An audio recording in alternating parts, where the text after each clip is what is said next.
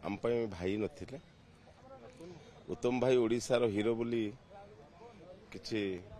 व्यक्ति कहि पारंती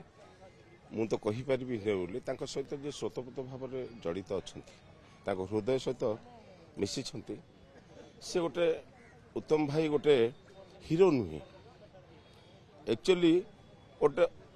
अंतरंग बंधु बोली बाप पाखरे पुओ पाखरे स्त्री पाखरे भाई पाखरे तांकर से मुहूर्त भितर अछि गोटे गोटे शब्द गोटे मनुष्यर मन पड़े आपन गोटे भल लोक आपनकर कौ सब्जेक्टा मत भल लगुच आपन केतेटा सब्जेक्ट जदि गोटे मनीष को गोटे जोड़िए तीनोटी सब्जेक्ट भल लगला ताल निश्चित भाव में आपनकर फिगर आपन कथा आपन भाषा चालीचलन मन रुहे जोटा उत्तम भाई निश्चित भाव में किछि भाषा हो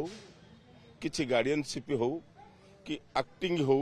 कि जहा हो ना कहीं प्रत्येक लोक को छुईची किंतु आमको छुईची गोटे निश्चित भाव में गोटे भल भाई हिसाब से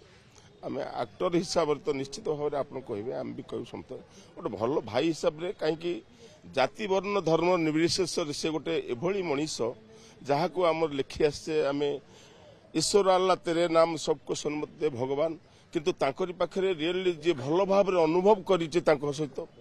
अनुभव करिछि तांको भाषा को तांको चालिके तांको चलन को तांको हृदय को निश्चित भाव में आजिका डेट्रे मन पड़ो किसी समय भितर उत्तम भाई जो लिभिजी पाण सोड़ी जीव से आत्मा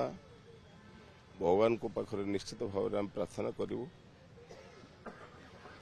आ किसी नहीं खाली प्रार्थना करूँ तांकर विषय गणना करवा सूर्य को टर्च मारिबा सहित समान सूर्यर आलोक सारा पृथ्वी जो आलोकित होची जो हृदय भितर जो आलोकित भावना अच्छी जो मनोवृत्ति थिला जो प्रत्येक पिला जो मार्गदर्शन देखौथिले आम भाई मान को बरमुंडा हाउसबोट कौन गोटे हेले भाई की पचारिबा आउ सिटी कांदिकी गले सिटी हसिकी आसुथुलु आमे जेते दुख थिले मध्य से एमिति गोटे कथा कहिबे जो गुडा को आपण मानक पर कहि परिबिनी से लोकर बयस बा लोकर चालीचलन लोकर कथाबार्ता को देखि ताकू छुईला भलिया भाषाटिए कहिबे से लोकटी जेते कष्ट होना कांकी सिटी उत्तम भाई पाखरे हसिकी आसबे।